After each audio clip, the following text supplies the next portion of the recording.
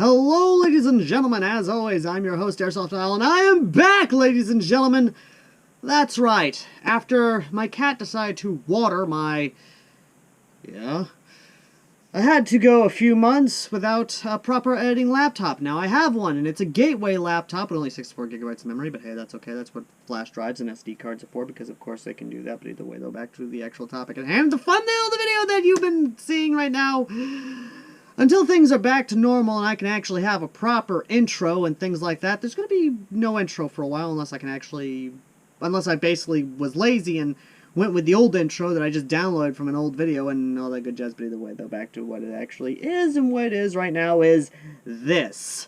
This, ladies and gentlemen, is a gun that I have been wanting to review for a while now. I have had it for a while now and I'm very happy with it. I'm actually disappointed that there is no version 2.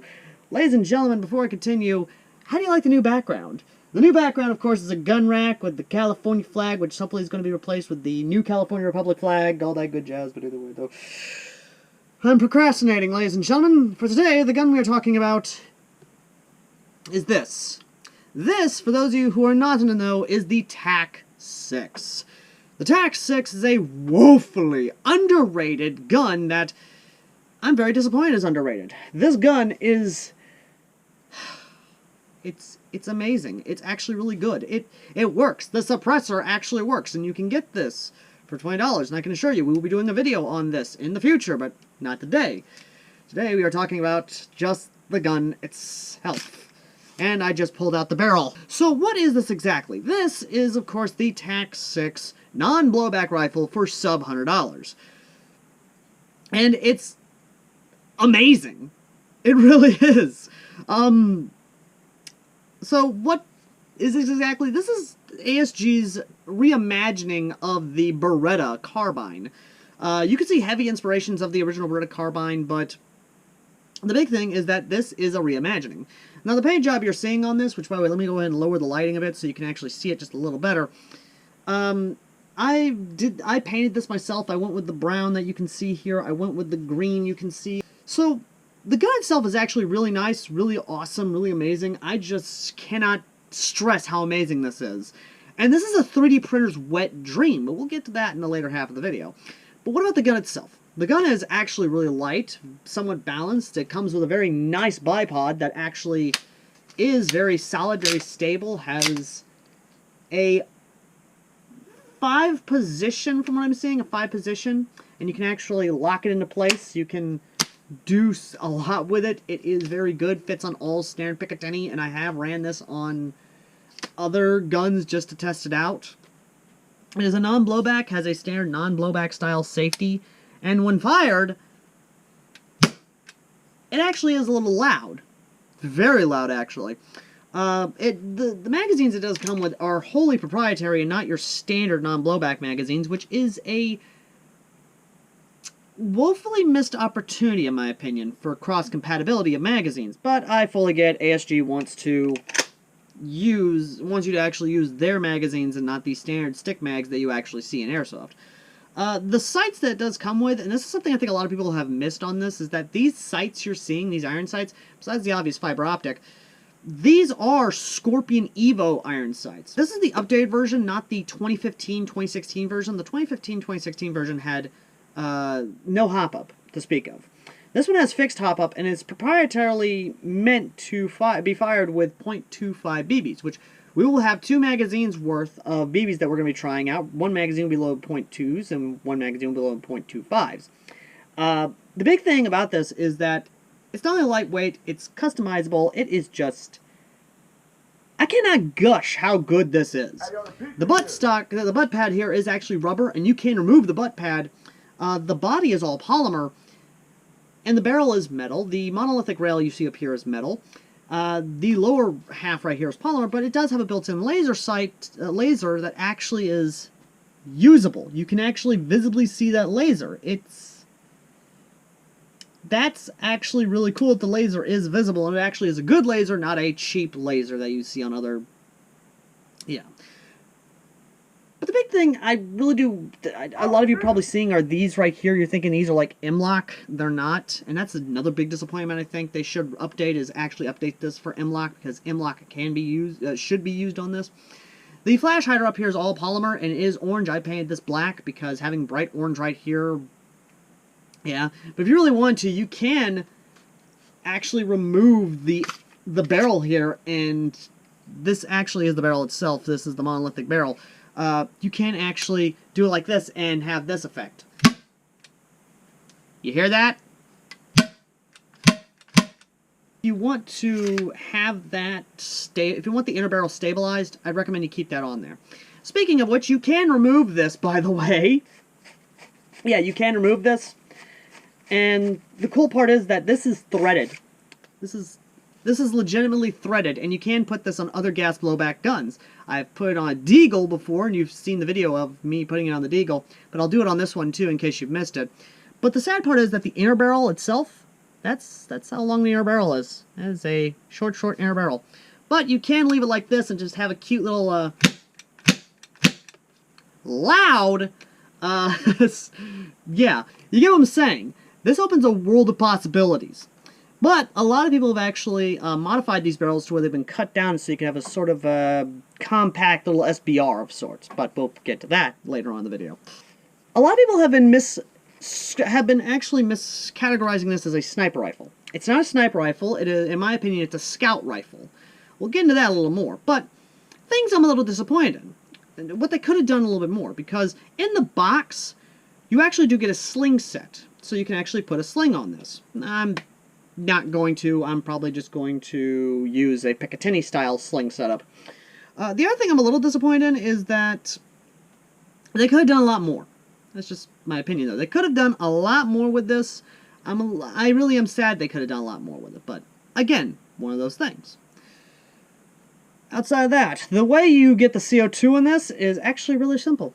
You literally open up the door there with this little button, and you obviously remove the magazine, and you do it like an air gas blowback. However, the switch on here is very disappointing, and yeah, you're definitely going to have an interesting time trying to screw that down if you have very big fingers.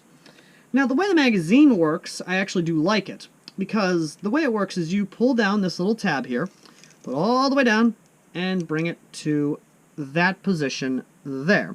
Then you can filter BBs through this little hole right here. But the cool part is that if you don't want to hit that switch, you can actually just load as is, and it will literally disconnect the switch itself and put into position, although it didn't do it with this. Hold on, let me try it again. I think it did it that time. It did it that time. So you're going to need to do it a couple times for the BBs to actually do that, but again, just one of those things. Actually loading the magazine to this is really intuitive. I really do like it. It actually, and with it being so light, it makes it just that much more easy to do this one-handed, or even just do this one-handed, or even just have it like this, one-handed, and be able to, because the gun is not that heavy. Now back to the iron sights themselves. The iron sights are intuitive. There are two adjustments. You have one screw here for windage, of course, and then you have a screw here for elevation. But if you've owned a Scorpion Evo and you've actually messed with these types of iron sights, then you understand how they work fairly well. Again, I'm just surprised at how it is. However, I'm going to pop a fresh thing of CO2 in this, which means I'm going to have to undo the thing and let it just spew out everywhere. And we're going to see how this thing works at top performance with 0.2 and 0.25 CO2 BBs. So let me go ahead and get this thing all set up, and then we'll go check that out here in a moment, shall we?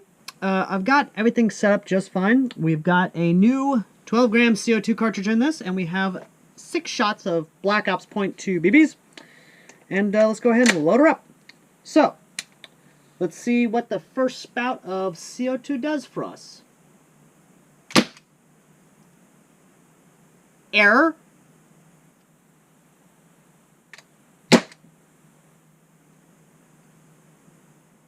.148 FPS. There we go, 446 FPS on the third shot, mind you. 448. 428, 427, 419.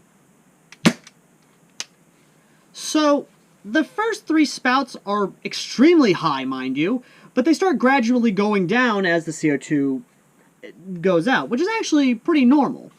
So let's go ahead, take it outside to a sticky target, because I actually want to save some .25s, and let's see what groupings we're getting out of it, shall we? See what this looks like going just straight out into the wild.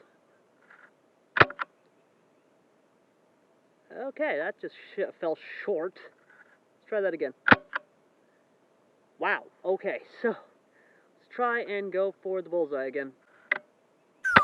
Alright, just a little bit.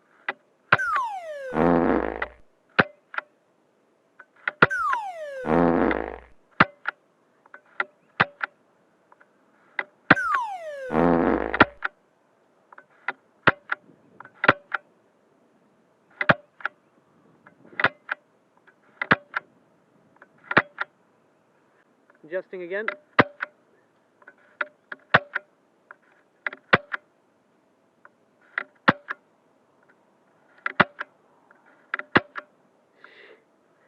Yeah, no, that's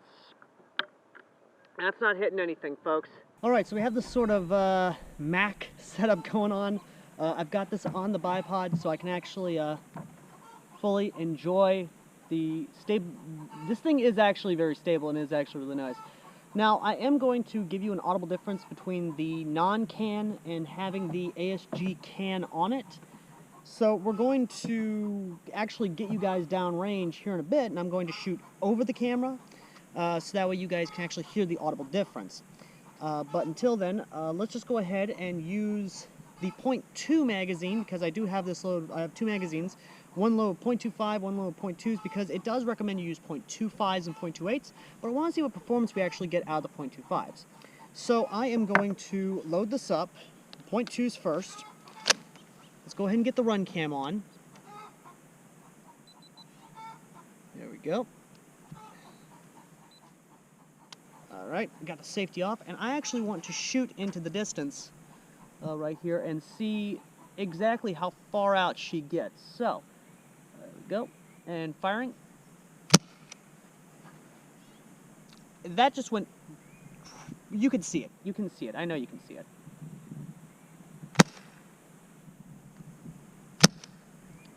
Yeah, they're veering, so I'm just going to go ahead and try and actually adjust it. So, do I think this is a bad gun?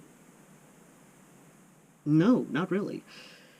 Do I think they made decisions that ultimately shot themselves in the foot? Most definitely. Because here's the thing.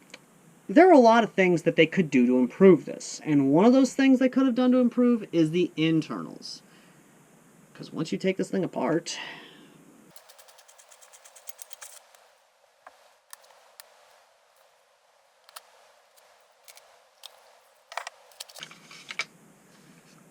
this is essentially what you have. Literally, this entire gun itself is just this entire unit. And I'm disappointed. They could have done a lot more with this. And I mean that. ASG, if you're watching, you could have done more. I get it, you played it safe, and playing it safe does work half the time when it's a brand new product and you don't know if it's going to be a success or not. But with the way these things are being bought up and modified to actually be HPA tapped, literally, these things are being bought and HPA tapped because, again, there is the CO2 cartridge system that you can just basically put in there and you can run an HPA system out of it. Even Booglin Airsoft actually did a video on his TAC 6 and the stuff he did to it, because these things are a 3D printer and modder's wet dream. You see the entire hollow body. You see this entire upper. ASG, you could have done a lot more and can do a lot more if you come out with a version 2. And that's something we desperately need, is a version 2. Now, what could they do for a version 2? Well, Here's my opinion. Along the barrel. Just extend the barrel. Or at least give us the ability to swap out the barrel with a Type 4 inner barrel, or even a longer inner barrel that you can make. Give us a hop-up system. And I mean this. You can actually give us a, like, Allen screw-style hop-up system. Something to actually give us the ability to hop the BBs into it. Another thing is switch out the proprietary magazines for standard gas blowback or non-blowback stick mags, which are ubiquitous in the aftermarket.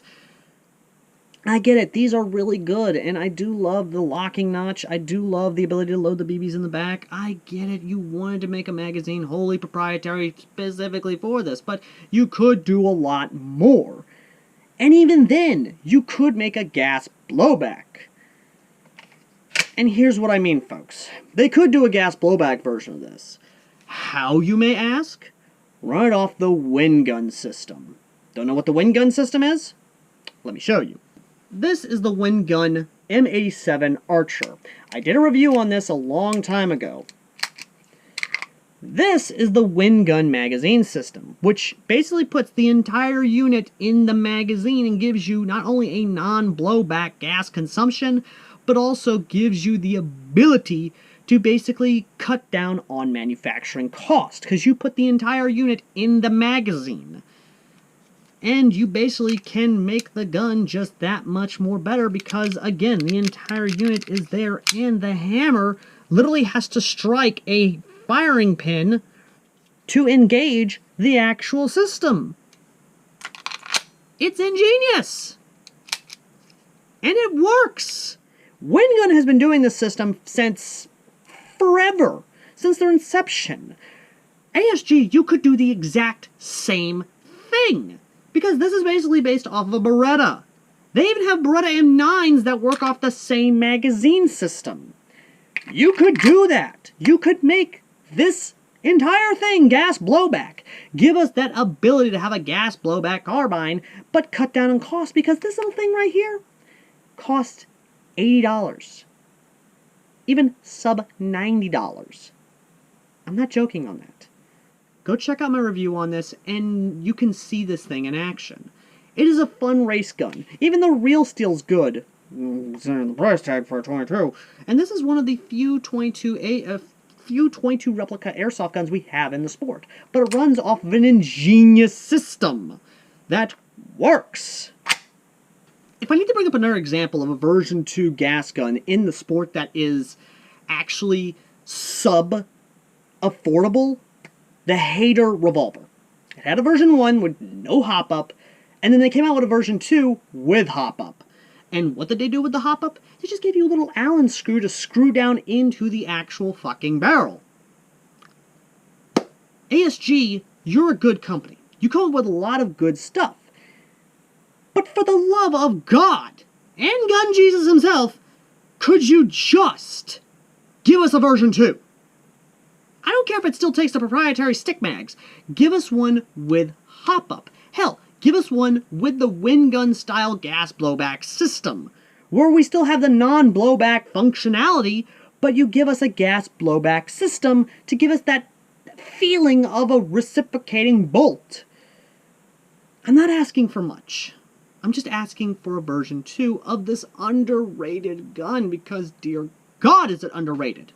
And it has this stigma of being a bad gun. It's not. It's just underrated. It's a good gun. It really is. I mean, seriously, just taking off the barrel itself, you could give us more barrels, which, more of that at the end of the video. But here's the thing. You could do so much with this. You could offer new uppers. You could give us an upper that actually has an integrated angled foregrip, like the Desert Tech's little carbine, or its little SBR. SOCOM barrels, for God's sakes! A shortened barrel with an integrated suppressor. I mean, you have given us the ability to basically be able to screw on the barrel here. But what does it get in terms of the final verdict? The final verdict for the ASG TAC 6 is no more, no less then a 9 out of 10. A must-own! For anyone who loves pistol carbines or loves the Beretta carbine as much as I do, and loves just the feel and the look of a futuristic pistol caliber carbine, this needs to be in your collection. And for those of you who are modders, or even those who love to tinker and build and do all sorts of crazy stuff with your guns, this needs to be on your workbench to just do your crazy hoodoo voodoo that you do.